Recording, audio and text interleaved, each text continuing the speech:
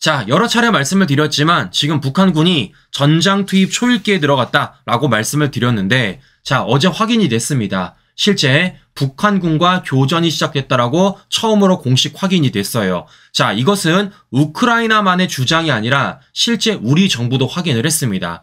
북한군 40명이 우크라이나와 교전 중에 사망을 했다라고요. 자, 그러니까 지금 북한군이 직접 전장에 투입이 되었고 그로 인해 사상자가 나오고 있다는 것까지 우리가 확인해 볼 수 있다라는 겁니다. 그만큼 항상 말씀드리지만 이게 더 이상 남의 나라 전쟁이 아니라 우리 안보와 직결되어 있는 문제다라고 다시 한 번 더 말씀을 드려보는 겁니다.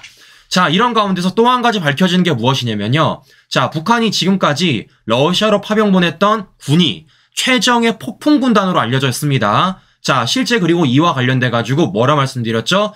폭풍군단이라고 말을 했는데 대부분의 북한 군들의 얼굴이 굉장히 앳되다라는 겁니다. 그래서 어떻다라는 거예요? 실제 파병된 북한군은 10대 말 20대 초반, 즉 고등학교를 막 졸업한 학생들일 가능성이 매우 높다라고 말씀을 드렸는데 이것도 우리 정부가 확인을 했습니다. 파병 북한군의 정예 부대가 10%밖에 불과하다라는 거예요. 훈련 부족한 어린 장병들이 많다라는 겁니다. 그래서 실제적으로 총알바지가 될 우려가 굉장히 많다라는 겁니다. 자, 우리 정부가 하나하나 밝혀내고 있어요. 그럼에도 불구하고 북한은 어떻게 하고 있습니까? 그걸 숨기기 위해서 파병 가족들한테 훈련 같다로 거짓말하고 있다라는 거죠. 우린 이걸 보더라도 이 두 사람이 지금 얼마나 말도 안 되는 군사 미략을 맺었는지 그런 건데 김정은이 집 배떼지 불려보려고 10대 학생들마저도 전장에 보냈다라는 걸 우리가 확인해 볼 수 있다라는 겁니다.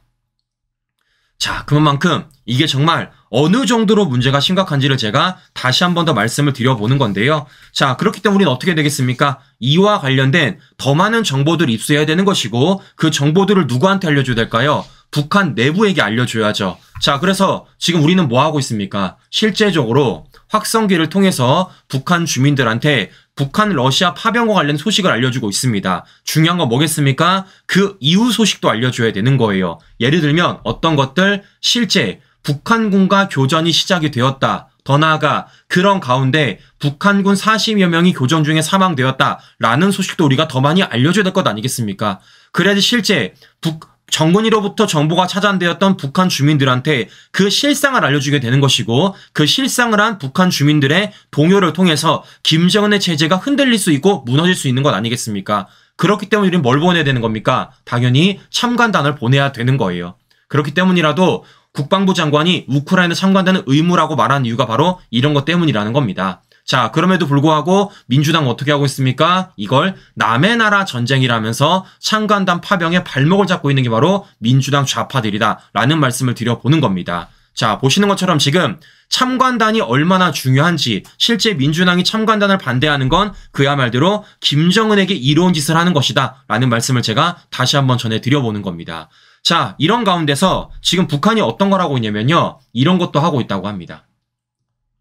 자, 얼마 전에 북한이 뭐 했습니까? 경의선, 동해선 도로 폭파했잖아요. 우리 국민의 세금이 들어간 그 도로를 북한 지 멋대로 폭파한 겁니다. 그런 과정 속에 대전차 구덩이를 설치했다라는 겁니다. 자, 실제 우리 위성으로도 확인되었다라는 건데요. 자, 보여드리면 이런 게 있다라는 겁니다.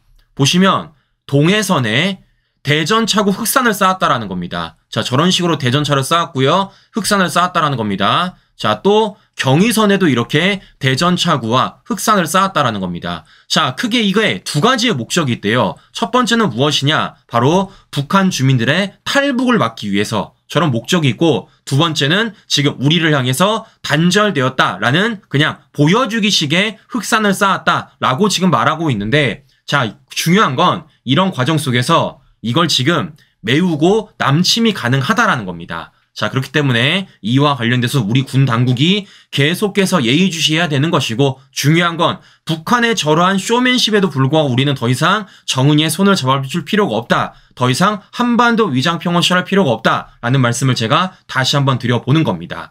자, 그런데 더 중요한 게 있죠. 자, 또 뭐가 있겠습니까? 자, 당장 D-1입니다. 미국 대선이 얼마 남지 않았어요. 이제 미국 현지 시간으로 5일이 되면은 미국의 새로운 대통령이 뽑힙니다. 자, 어떤 사람이 되냐에 따라서 우리는 그 국정기조와 관련돼서 미국을 설득을 해야 되는 것이고 우리가 계속해서 미국과의 관계를 이어나가야 되는 겁니다. 왜겠습니까? 앞서 말씀드린 대로 지금 북한은 누구와 군사미력을 맺고 있어요? 러시아와 군사미력을 맺고 있고 그런 가운데 10대 학생들을 총바지로 내미면서 지금 정은이는 배돼지 불려가며 푸틴으로부터 군사기술을 받고 있습니다. 그렇기 때문에 우리는 어느 순간만큼이나 한미동맹이 굉장히 중요한 것이고 그런 과정 속에 우리는 지금 외교 안보에 있어서 굉장히 중요한 현 상태에 직면해 있다라는 말씀을 제가 다시 한번 더 드려보는 것입니다. 자, 지금 우리가 어느 정도로 중요한 순간에 있는지 우리가 지금 어느 정도로 굉장히 직면에 있는지 제가 다시 한번 더 말씀을 드려보는 겁니다. 지금 윤석열 정부가 안보적으로 외교적으로 해야 될 일들이 굉장히 많다라는 거예요. 자, 그럼에도 불구하고 지금 국내 정치 상황은 어떻게 돼 있습니까? 한쪽에서나 이쪽에서나 마구잡이로 공격을 하고 있고 모든 언론들이 다 윤석열 대통령 지금 비판하고 공격하고 있습니다. 자, 지금 그렇기 때문에 지금 어떻게 보면 윤석열 대통령은 국내 정치 상황에 신경 쓸 여유가 거의 없어요. 신경 쓸 여유가 거의 없습니다. 네, 지금 외부적으로 북한이 러시아와 군사 미력을 맺고 있고 또는 미국 대선에 따라서 지금 어떤 한미동맹이 이루어질지가 굉장히 중요한 상황이고 즉 그걸 대응하기 위해서 안보적으로 외교적으로 굉장히 많은 일들이 현안인 직면에 있는데 지금 이렇게 국내 정치 상황으로서 여러 군데서 비판을 받고 있고 공격을 당하고 있다는 게 저는 참 애석하다라는 말씀을 다시 한번 해드려 보는 겁니다. 자, 그런 가운데서도 윤석열 대통령 뭐 하겠다라는 겁니까? 오는 7일 날 대국민 담화 기자회견을 하겠다라는 거예요. 자, 어느 진영을 보니까 이렇게 말씀을 하십니다. 요거 여당 당대표가 만들어냈다. 그러니까 한동훈 대표의 계속한 요구를 통해서 윤석열 대통령이 드디어 대국민 담화와 기자회견을 하게 됐다라고 말을 하는데요. 자, 원래 예정이 돼 있던 겁니다. 왜겠습니까? 이때가 윤석열 대통령 임기 반년이 지나가는 시기예요. 2년 반이 지나가는 시기입니다. 당연히 해야 되는 대국민 담화고 당연히 하는 기자회견입니다. 특정 누군가를 통해서 윤석열 대통령이 등 떠밀려서 하는 것이 아니다라는 말씀을 드려보는 겁니다. 더 나아가 정말 여당 대표라면 더 나아가 국민의힘을 지지하는 분들이라면요. 대통령을 향해서 특정 누군가로 인해 등 떠밀려 한다라는 프레임 만드는 게 얼마나 우스운 일입니까? 민주당도 아니고. 제발 이렇기 때문에 우리 정신 차리고 지금의 현안을 들여다보자 라는 말씀을 제가 다시 한 번 더 드려보는 겁니다. 자, 이런 가운데서도 조중동은 지금 감나라 배나라 하고 있습니다. 오늘 저 사설 보여드릴게요. 대통령 대국민 담화에 담아야 할 것들. 전국의 최대 분수령이 된 윤 대통령 7일 회견. 돌 맞아도 간다던 윤.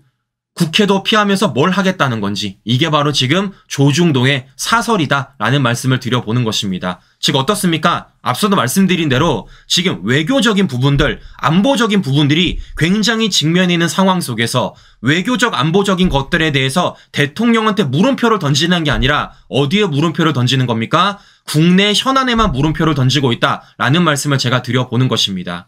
자, 이렇기 때문에 우리라도 정신을 똑바로 차리고 윤석열 대통령한테 어떤 거를 말을 해야 될까요? 우리 외교적, 안보적인 부분을 얼마나 잘 챙기는지 그리고 그걸 잘 챙길 수 있는 환경을 만드는 게 우리가 해야 될 역할이지 않을까라는 말씀 전해드리면서 오늘 방송 마무리하도록 하겠습니다.